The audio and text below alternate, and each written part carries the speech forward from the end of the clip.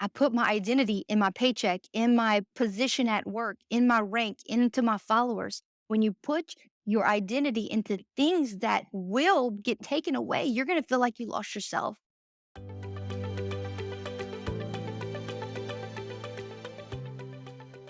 Welcome to the very first guest interview on the Choosing to Heal podcast. I'm so excited to welcome Amy Bernhard. And today we're going to be talking about the MLM stigma, people pleasing, and letting go of what people think. Because I think that is a topic, at least, that I know I struggle with, and so many other people do as well. And fun fact, Amy, I have been following you for the past, it seems like 10 years, right? Back when you were doing Advocare and posting about like your bodybuilding stuff. Do you remember being on social media back then? What was your main purpose? Because I feel like you Oh have my totally gosh. shifted what you share on social media from the past 10 years. Well, Monica, this is so exciting. Like, I'm so proud of you for just going out and taking the leap of faith. And you're constantly growing and working on yourself and evolving. And I'm just honored, truly, to be on this podcast that you thought of me. And I really hope that I can bring value because you have brought value to so many of us. So, me and Monica are both from Louisiana, but I'm more of the swamp people, Louisiana. So, you might hear my accent a little bit. But I have been on social media now, on Instagram specifically, for 12 years. So I was using Instagram specifically for filters. Like, y'all remember that Valencia filter, And so it kind of smooth out, brighten things up. And I did not know that when I was using these filters that it was going out into the cyber world. And so I didn't post any nude pics, but there were like 6 pictures on my feed of me in different angles in a bathing suit. And it was really weird until a friend texted me and was like, you know that I could see all these pictures, right? And I thought that it was just for filters. And then I started following fitness people. And that's when I learned about eating healthy and lifting weights, and weightlifting won't make you bulky. And I really used Instagram at the time. This was in 2011, 2012 for accountability on my health and fitness journey. I was skinny fat. I thought that I was always going to have a muffin top because I thought that it was just genetic. My family just said it's in your genes and your whole genes is overweight. And so you're going to be overweight. And I really learned that that wasn't the case. So that's initially why I started using Instagram, was just documenting my health and fitness journey at the time. I don't know how I actually stumbled across your account, but what I do remember is you named one of your abs. Was it like Wanda or Glenda? One was Ja Rule and the other one was Wanda. And Wanda and Ja have not made an appearance since like 2016, but we're going to bring them back. Oh my Where gosh. is Yep, Ja? yep. But anyway, the whole reason I bring that up is because I think it's so cool and surreal and full circle to see where we've come since then, and to kind of we've been on somewhat parallel journeys over the past 10 years, and seeing even the reason why I followed you, which was for fitness tips and to look better for this competition that was going to be judged based on like our external appearance, to both of us kind of going on this healing journey and healing from all of that need for validation and just the interest in personal development and all the things. So you were one of the first people I thought of when I was thinking about who I wanted to come on the podcast, because you have such a great story that I've gotten to see unfold. And I think that so many other people listening will draw so much value and inspiration from it. Well, thank you for that. Of course. Okay, so before we get started, I thought it might be a good idea to start with talking about the MLM stigma, because I know that for me, that's where I struggle with. And gosh, I've been in this industry for 7 or 8 years, and I didn't even get the chance to mention that we're both in direct sales and have been, and we kind of entered the industry at the same time. So I'm just curious, what comes to mind when you hear the phrase MLM stigma? How would you define it? Oh my gosh. Okay. So I would say these are just shooting right off the hip here, but spamming your followers, like always posting about the product or the company. And so when people are on social media, all they see is the product or the company and always trying to sell. I would say sliding into people's DMs, or like sending mass text messages of people you went to high school with and you just haven't taken any time to get to know them. sending those "Hey girl" messages. "Hey girl, I know we haven't spoken in a while, but I really feel like you would be great for this opportunity." I think people either themselves had a bad experience with it or they know somebody who's had a bad experience with it. And so we make all our decisions off of our experiences or off of somebody else's experiences, right? I mean, it makes sense. It makes total sense because that's just how they feel. Or maybe they feel like they've been used. Like this person has just only become friends with them so that they can sign up or so that they can buy the product. And again, that makes so much sense. Like their feelings and experiences are real. Right. Oh, that's such a good definition of what I think most of the world thinks of when the MLM industry is brought up. For me, I think of like when someone asks me, "So what do you do for a living?" And I still hate that question. It makes my palms sweat. And it's so sad because I know that what I do isn't that what you just described. And unfortunately, because so much of the public or the majority of people view it that way, it kind of naturally puts us on the defense when we meet people. Or for me, I feel like the need to either explain myself or, say, "Oh, but I'm not that hey girl, I'm different. I'm not like this thing that you've constructed in your head. I'm not what you think." And it's sad because if someone asks, "What do you do for a living?" and you say you're a barista or you're a doctor or, you work at the post office, whatever it may be, it's like, "Oh, cool," but it's not that way. At least that's not my experience. It just adds, I guess, another layer to already like what we're experiencing as business owners. That makes sense. Yep. Yeah. So you mentioned too that the reason that this comes up is because people have had bad experiences or they know someone who has had a bad experience. I was going to touch on that as well. And I think that another reason people struggle to or they judge automatically, they jump to judging is because it requires empathy that I don't think comes naturally to each of us, right? Because in order to look beyond our own preconceived notions, which is what we all do, like you and I do it too, right? Like we all have our own life experiences. And so we're viewing other people and our experiences through our own filter of life. And so part of healing and growing as a person is learning how to take off our own filter and be able to have empathy and put ourselves in someone else's shoes to say, "Okay, tell me more about that." Because, I've made up this story in my head, but I'm open to the alternative of other realities and other possibilities. And when I think about that, the fact that people are judging due to kind of this lack of empathy that's not like a negative thing or a bad thing, it's just kind of default. It helps me kind of let go of that because it makes it less about me and what I may be doing wrong or okay, it makes sense as to why they would have this perception. Well, I'm going to tie into that. What I think of is I used to be married. So I am married. Let me bring you back. I am married, but I got married one time and then I got a divorce and I got remarried. That's the short version. And so after my divorce, I really stopped believing in God. I had a bad experience with the church, really, and religion. And I felt very judged and not accepted.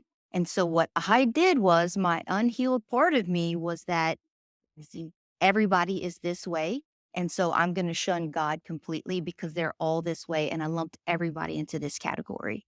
Just because you have one bad experience doesn't mean that they're all bad. Oh man, that is such a good point and something that I was going to bring up. So I'm glad you brought that up, which is like that black and white, all or nothing thinking. And that is such a huge part of, like you said, learning to grow and heal because it's a cognitive distortion. I mean, if you want to get all technical with it. And so many of us do that. Like you said, we just assume that if it's one way, then everyone must be this way. And so, again, it makes sense with the stigma, with the industry, why you and I and everyone else would get lumped into that assumption or preconceived idea. Next, I want to talk about how people respond when they haven't done this work of realizing it's not about them. And I know for me, a common reaction that I see and that I've done, even personally, is either they quit, right? They kind of crawfish their way out of it so they don't have to experience that judgment. They change industries. They don't even consider joining, even if it would be a great opportunity or experience. And see, even me saying that phrase, great opportunity, like I know that I'm having a very deep discussion with you, but as the words come out of my mouth, I'm like, oh no, everyone's going to think I'm that great opportunity girl, you know? And so again, in order to continue moving forward, it's like we have to constantly be reminding ourselves because I don't think the trigger ever goes away. I still struggle with the people pleasing. I still get embarrassed to have to share what I do. But it's just learning how to address it, stop it in its tracks, and kind of capture that thought, take it captive, and remind myself, oh yeah, that's this fear that I have based on these things, and then I can remind myself that that's not the reality. But anyway, back to how people usually respond. So I see, they avoid it by quitting, changing industries, or they're letting their fear hold them back. And on the other side of the spectrum, I see people trying to prove themselves, right? So they join the industry and they're like, oh, I'm going to show them. I'm not like those pathetic stay-at-home moms who are spamming up their high school friends. I'm going to be like top number one, making all this money, and I'm going to have an awesome fancy car, and I'm going to prove how awesome I am. And so those are kind of the ways that I see people responding. And I'm curious what is your experience has been working with people in your work. Well, I think that fear is definitely drives their decision making, whether they do it or whether they don't. The fear of missing out or the fear of where are you going to be when your parents need me or where are you going to be when your parents need you? That was my driving force whenever I was single with my dog and I didn't have any kids because family and kids motivate people in their decision making. And so since I didn't have that, I needed something to motivate me. And that was where am I going to be when my family needs me? So fear of the future of not being able to be present. But the number one fear is, what everybody says is fear of what other people are going to think. And then the number two one is fear of failure. So I love these two fears, right? Because it makes so much sense. The fear of what other people are going to think. If you can take away anything from this podcast, I want you to write it down, put it on a journal, put it on a sticky note, put it on your mirror, because everything falls under this umbrella, which is write this down. Your nervous system has two main goals. Goal number one is to keep you safe, and goal number two is that it wants connection. So let's unpack that of what that means to keep you safe, what feels safe to our nervous system is what is familiar, right? And so, what is familiar to somebody who hasn't started their business yet? What's familiar is, working your 9 to 5 and coming home and maybe vegging out and watching TV. Or if you have to take care of kids, what's familiar to your nervous system is living paycheck to paycheck. That's familiar. It doesn't mean that it's good, but what's familiar is living paycheck to paycheck. What's not familiar to your nervous system is having to show up on social media and maybe talk on video. That's so unfamiliar because what's familiar is you scrolling and liking and commenting and putting a heart, and all of that's familiar. This is why that cheesy quote, the magic happens outside of your comfort zone. Your comfort zone is what's familiar. So it makes sense why people in their head, they're so excited to start their business, right? Or they have that desire and they sign up and they don't do anything. And the reason why is because when you go to start a video on social media or maybe to go live or whatever your first thing you have to do, your body creates adrenaline. And that adrenaline is a warning sign to our nervous systems to say, yo, bro, this feels super unsafe. Put your phone down, get back on the couch, turn on Netflix, because that is what's safe, right? So I want you to keep this in mind in all of your decision making, whether it's starting a new job, whether it's going on a first date with a different man and you're going through a divorce and you're going on a different date. It might feel a little bit unsafe. Anything you do different, it's going to feel unsafe. So you have to remind yourselves just because this is unsafe doesn't mean that it's unhealthy, right? Doesn't mean that it's toxic. It's just my body trying to protect me. Now, number two, let's go back to connection. So your body, your nervous system really craves that connection. And so disconnection is like the biggest fear, right? I mean, let's just look at what we just walked through in 2020, right? We were all disconnected. We all had anxiety because we couldn't connect with other people. It's the same thing with starting your business or doing something different. When you start your business, people might say, oh, she's doing one of those things now. And then the friends who you maybe used to have, you're scared of the disconnection or the isolation you might feel from them for doing something different. And so you stay small and you never do it and you stay stuck, living to work, to pay bills, and to repeat that cycle over and over. So, what I'm trying to tell you is that it makes so much sense that your body is doing its job. You have a great nervous system, it's doing its job, but now we have to work to overcome that to really be able to break the generational cycles and to be able to do something different.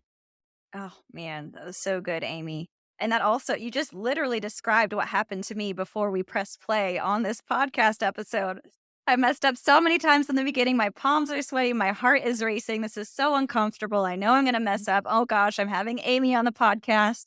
And so it's a constant work in progress, like I said, to have to face that. And the cheesy quote is like, do it scared.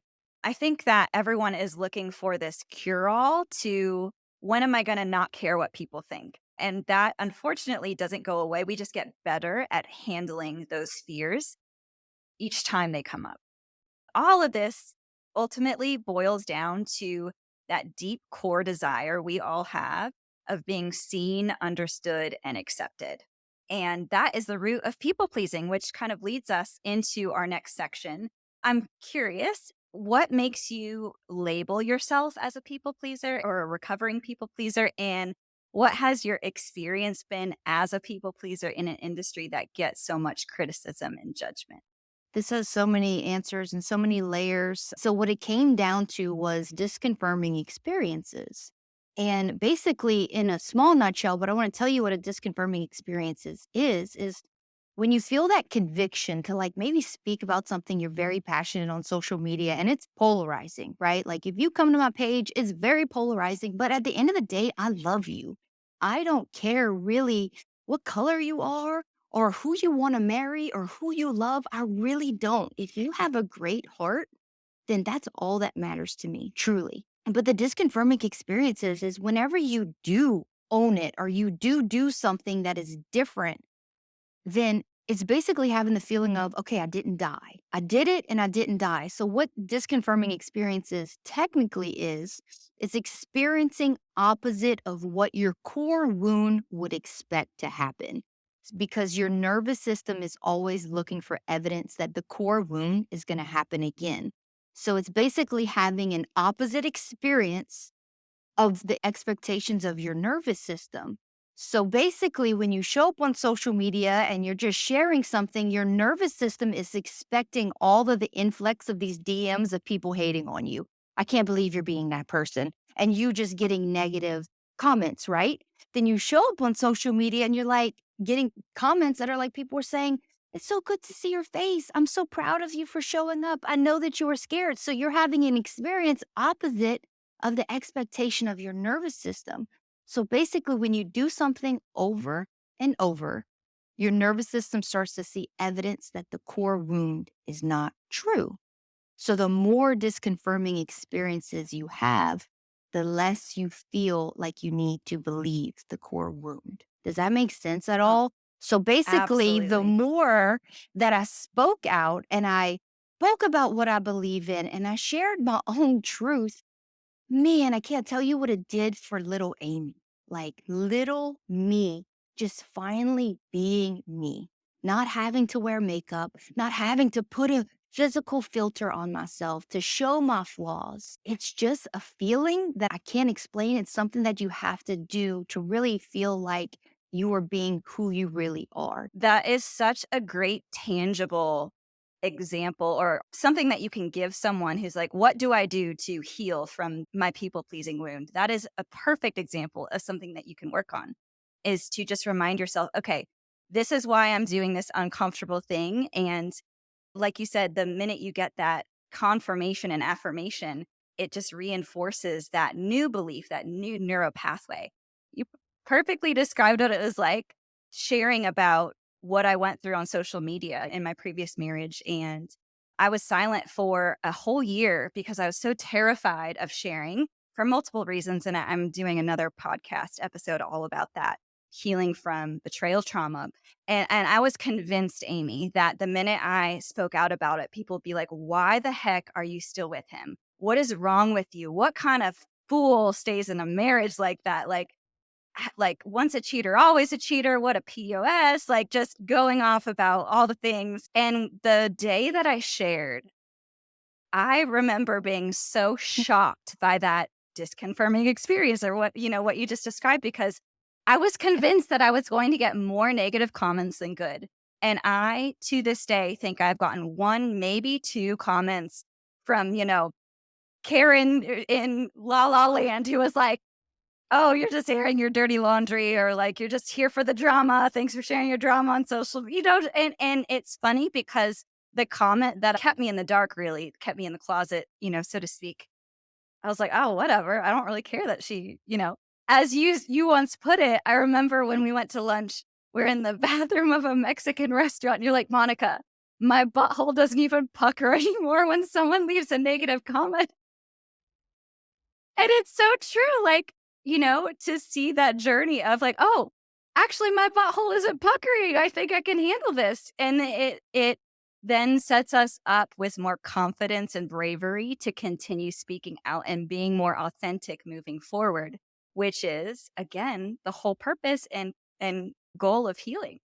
And people pleasing, like if you go into it, Monica, I mean, real quick, but if you go back to the nervous system, two goals, safety and connection, people pleasing, it's craving that connection. You don't want to make anybody upset because you don't want anybody to be mad. You don't want to be rejected, right? So everything kind of falls under that same Absolutely. umbrella. And I was going to kind of touch on, before we move on the topic of people pleasing. I once heard someone define it as a manipulation. People pleasing is a manipulation. And that's kind of like hurtful, especially if you identify as a people pleaser. You're like, I'm not a manipulator, am I? Like, there's no way.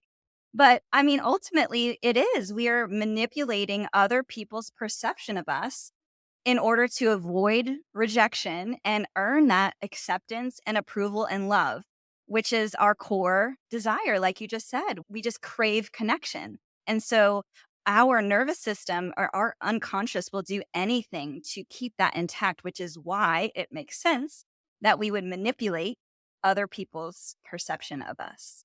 And how much time have we wasted trying to convince someone else or trying to change their mind or change their view, or wait, but that's not what I really meant. And no, let me get you to understand where I'm coming from, because again, I can't tolerate this discomfort of knowing that you see me in this negative light. I need you to accept me. I need you to see me from this positive place.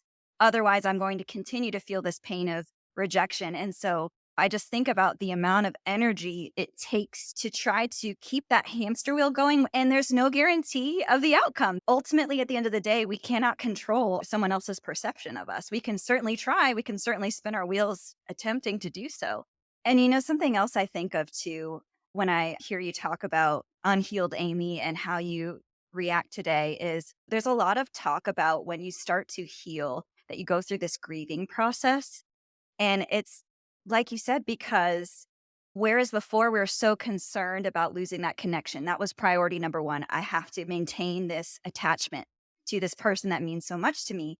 As we heal and we learn that it's about their unhealed wounds and not ours, the priority becomes being authentic and staying true to ourselves and really just supporting the other person as much as we can, as best we can, but not focusing so much on the outcome anymore. And as a result of that, we can lose people, right? Who don't understand. And that's hurtful, no matter how much work you've done. But man, is it so important and so crucial. And I don't even know how to describe what it's like to have that weight and that freedom lifted from those relationships. I went through a season where it wasn't that long ago where I was a totally different person. And there were times where I wish I could go back to being that old person. And I tried to go back because it seemed like that old person was a little bit more successful or she didn't have the awareness. It's almost like finding your faith. You wish that you didn't find your faith because now you know right from wrong. You know, why can't I just like binge drink and do keg stands at LSU football games, and then sleep with a bunch of men? I didn't sleep with a bunch of men all at one night anyway, but why can't you do those things? And so I went through a period whenever I was growing, and anytime you start to grow, you're going to outgrow your own environment.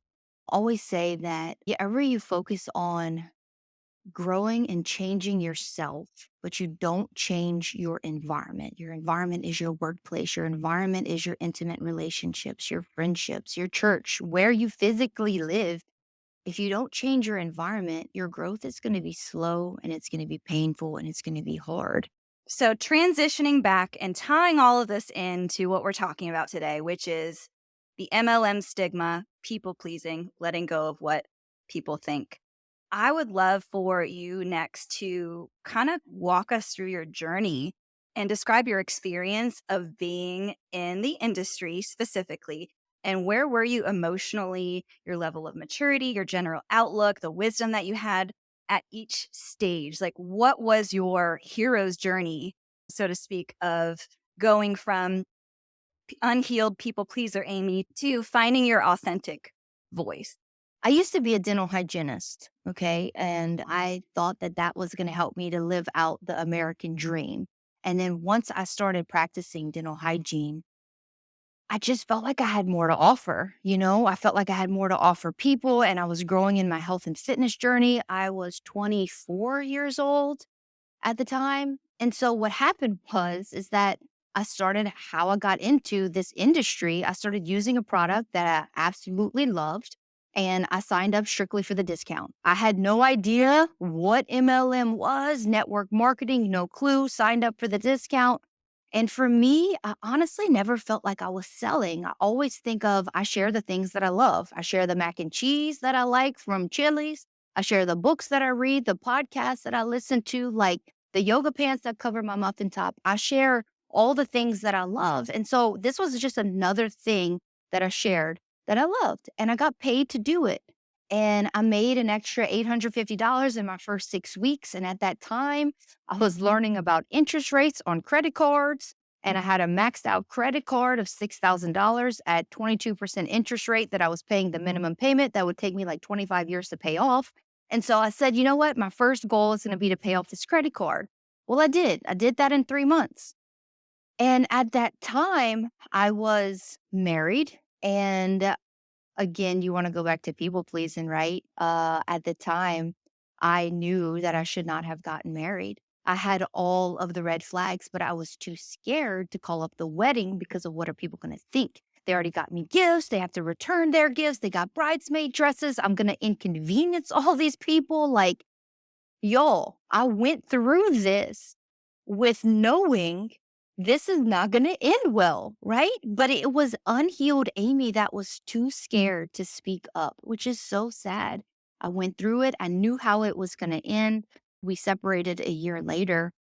And so when we separated, my side hustle was tripling my full time dental hygiene career. So you want to talk about black and white, all or nothing.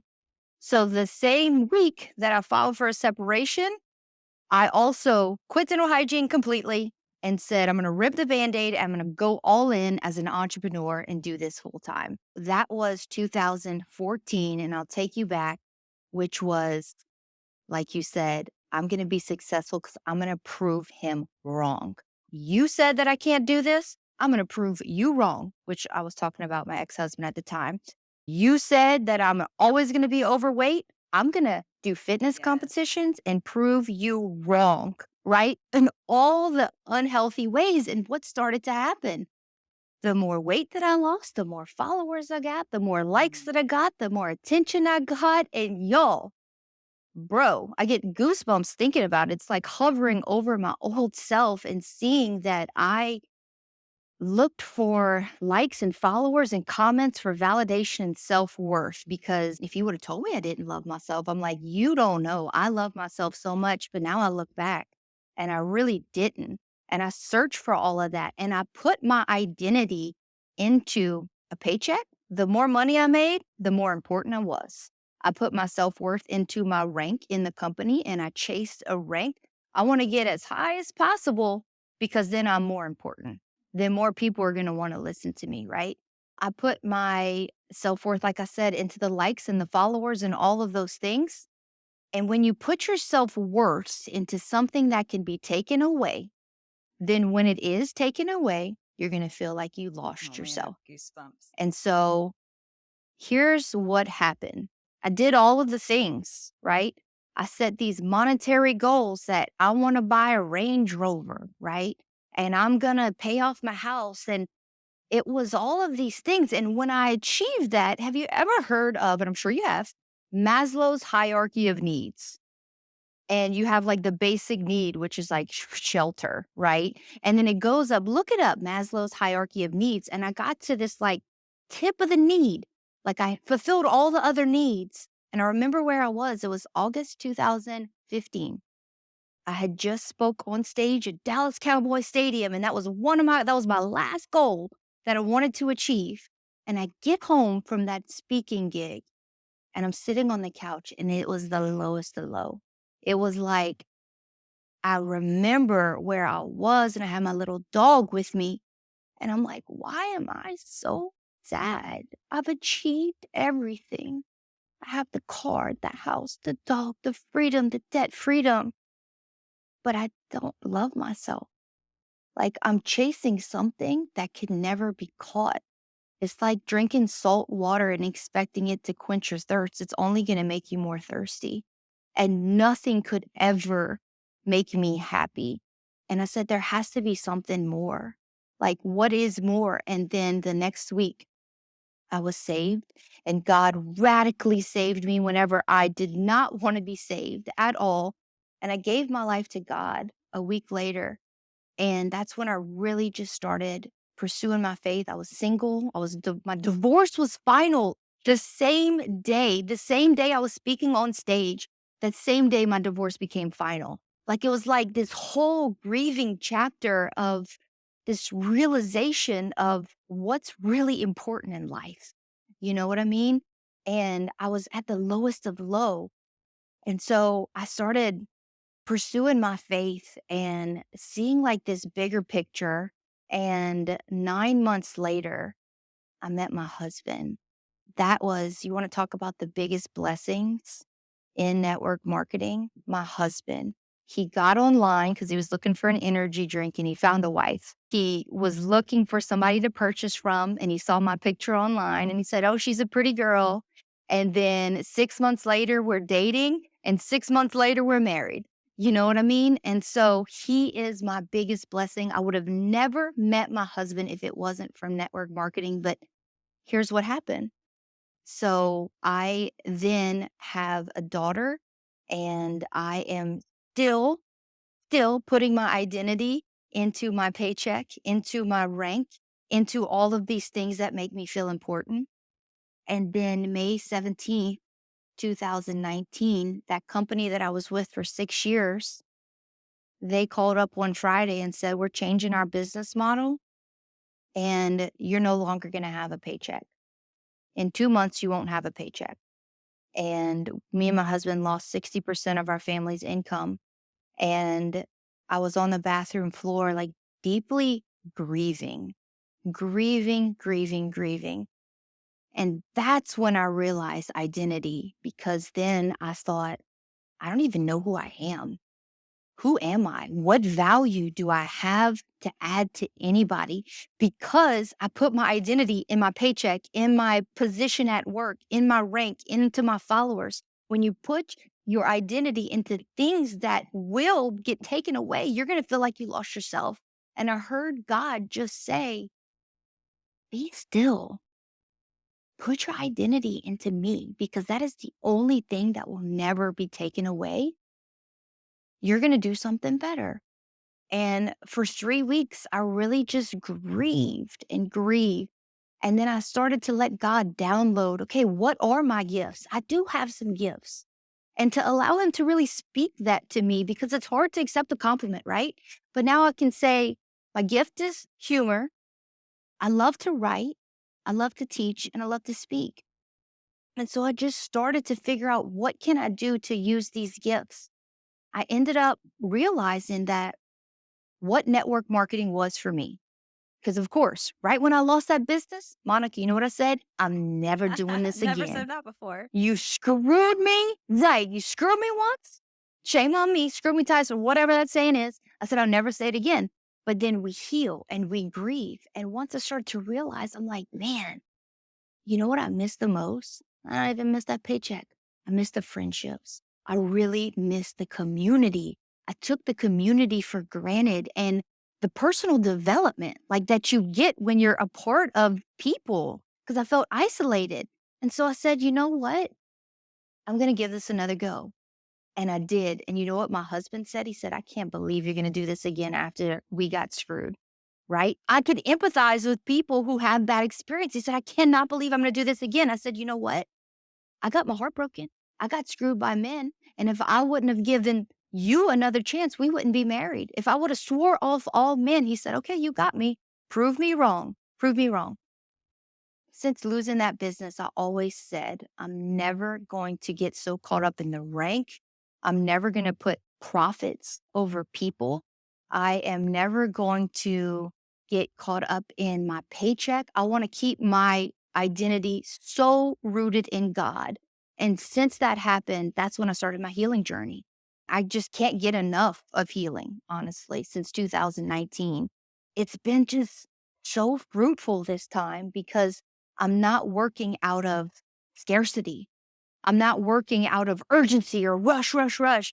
I'm working from a different place of abundance and trusting that God is going to provide. And it's been so healing and so fruitful this time Oh around. man, Amy, I had goosebumps so many times while you're just talking. This brings me to my favorite part of the podcast where we give tangible tips to our listeners. So, for anyone listening who identifies as a people pleaser and wants to learn how to let go of what people think, I want to kind of dive into that next because it's like, okay, yes, I want to go through that journey. I want to stop caring, but how do I do that? We touched on some things earlier, but if we could dig a little bit deeper, I'm curious, what kind of inner work do you feel is needed to heal the people pleasing wound most? I think the best way to explain it is to give you an example. So I want to give you a real life example of how you can go about this. I had a teammate of mine and she was going for this really big goal a few months ago. And she didn't hit that goal. And it caused her to like quit the business altogether. She was like, I'm done. I quit the business because she didn't hit the goal. And so, what I like to say is when somebody has that type of extreme, all or nothing, they're having a 210 reaction, meaning their reaction is a 10 when it should really be a 2. You should experience some disappointment, but it shouldn't allow you to quit the business altogether. Like, let's regroup. And so, her mentor got me on the phone with her and she said, can we make a game plan call? Like she was doing so well and she's hitting huge ranks, but she missed that one big one. And so I said, we're not going to do a game plan call. Like there is a wound attached to here and we're going to unpack what this is. Right. And so this is going to tie into people pleasing and pretty much everything under the sun. So I'm unpacking and what I could tell when I asked her a question, why did you quit? She said, well, everybody that I was reaching out to, they did not respond to me or they rejected me and said that they weren't interested.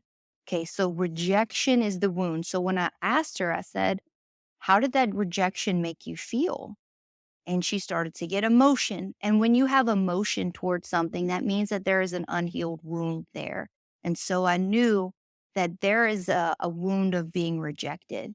And so I asked her, I said, when from your earliest experience did you first feel that wound of being rejected? And I paused and there was sobbing. There was a sob. And it just breaks my heart for this woman. We were both crying on the phone. And she said, whenever I was 4 years old, my mom killed herself. And I never felt good enough and I felt rejected. And so that is where that wound was birthed, is not feeling good enough. And she said, I went my whole life with people telling me, well, at least you lost your mom at a young age and you really don't remember her. And so she felt like, I don't have a right to grieve. I don't have a right to cry. I mean, how the trauma of losing your mom to suicide, and then the trauma of people telling you at least this. That is so traumatic in itself. So her feelings, her whole life was invalidated, and that she shouldn't feel that this wound right here. And so I said that there is nothing, there's no game plan that I can tell you to help you break past this. What I want you to do is go through a season of grieving and giving yourself permission to grieve.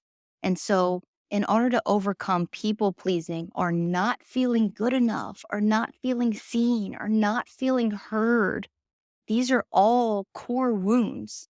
And one of my big ones is not feeling seen and not feeling good enough.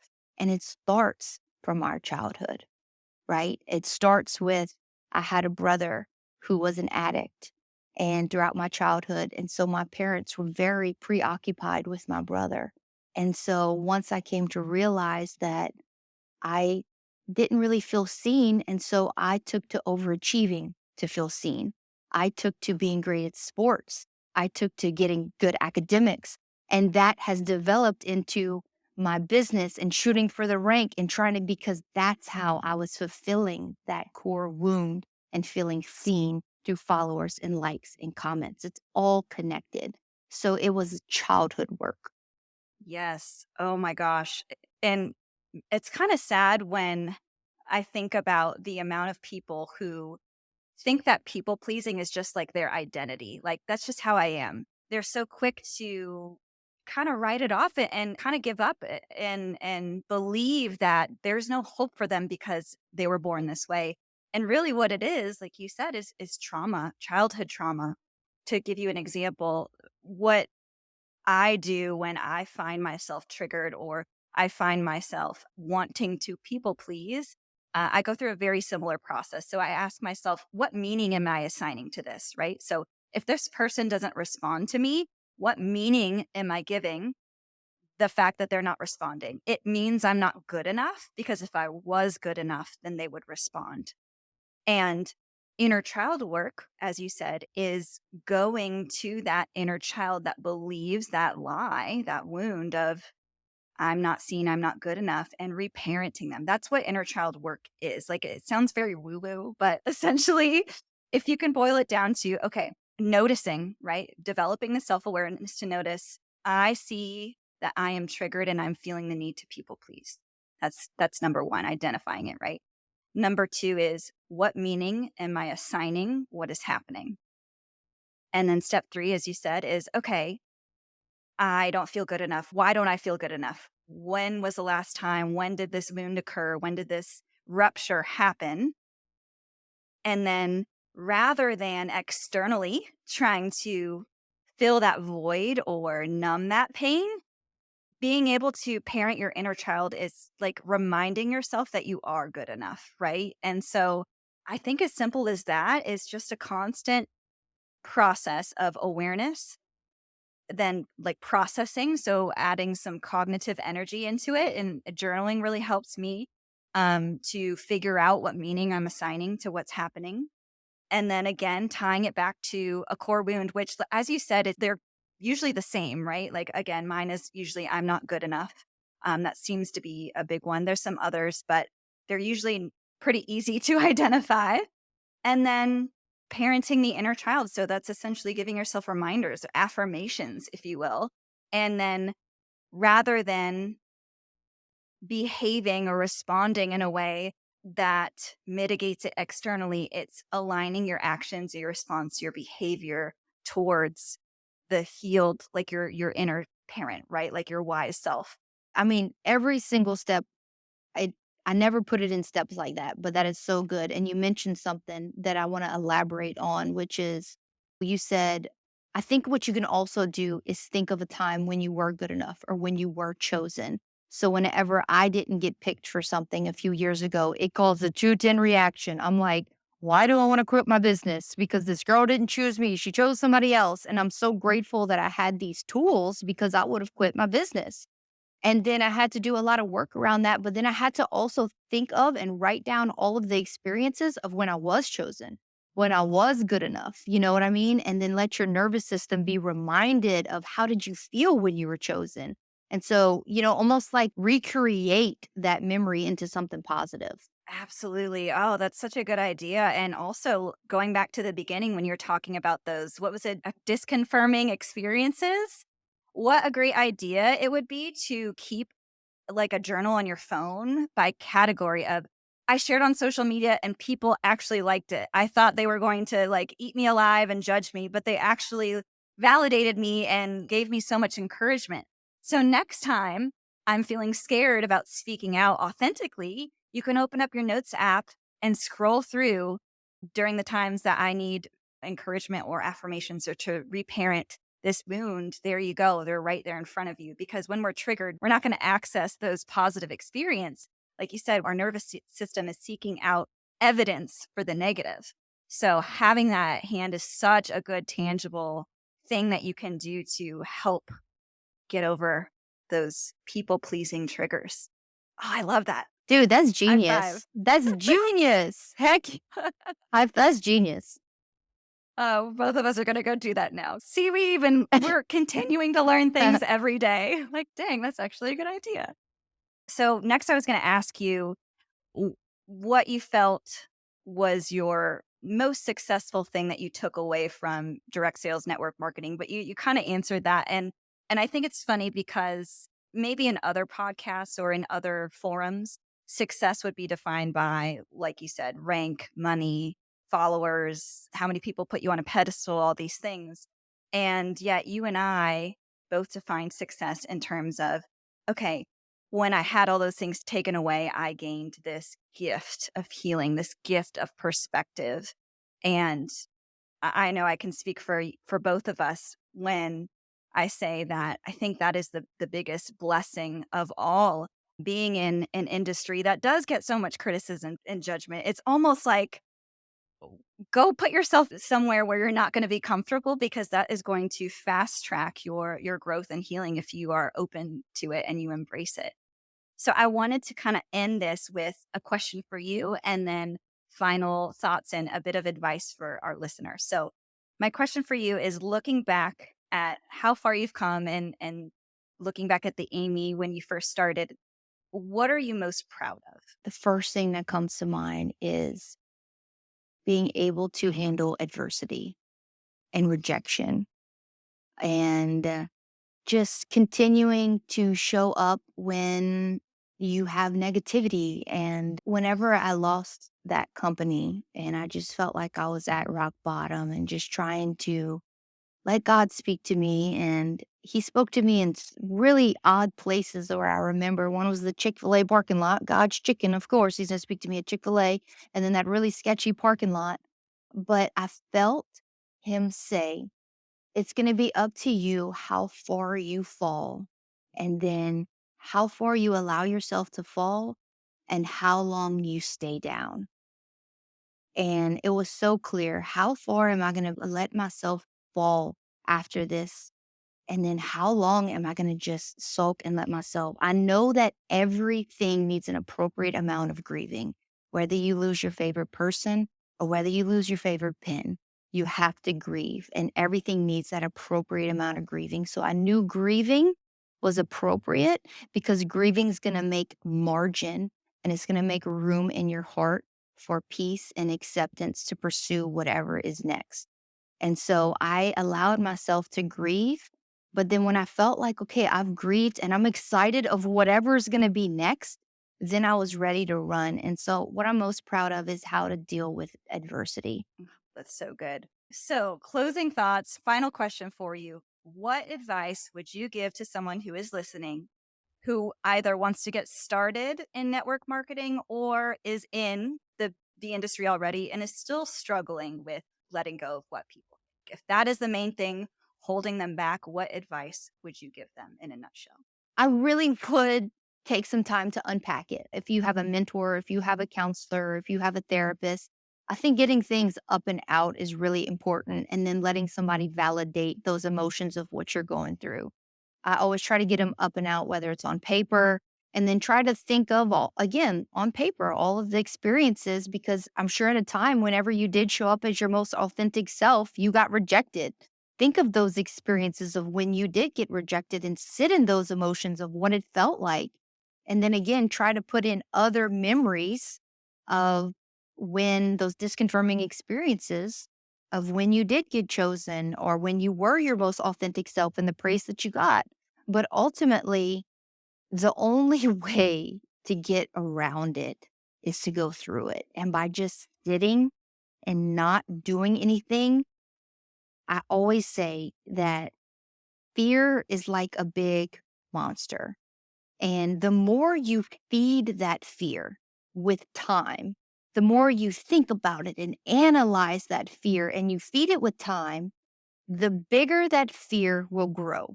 So again, the more you put it off, the more you don't do something, that fear is going to get bigger.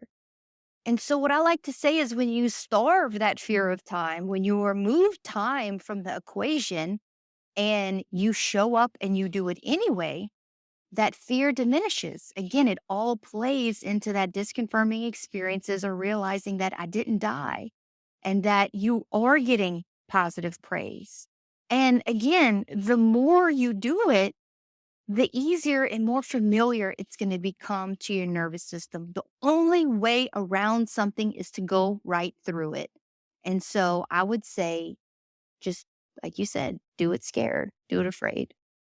Oh man, amen. So good. Amy, thank you so much for being my guinea pig.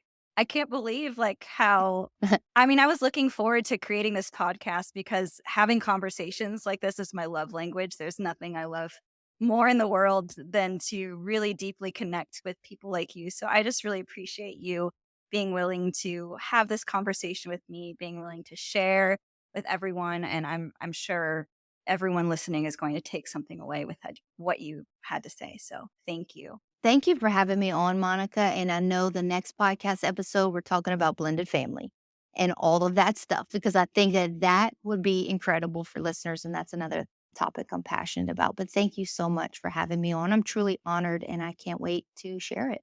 Also, before I forget, where can people find you on social media? Because they're going to think you're so awesome and they should follow you and hear what you have to say. So, where can people go to friend you? I hang out the most on Instagram, where basically all the millennials and old people are now these days. I consider myself old. So you can find me on Instagram. I really hang out a lot in Instagram stories, and my handle is Amy, AMY underscore Bernhard, BERNHARD underscore.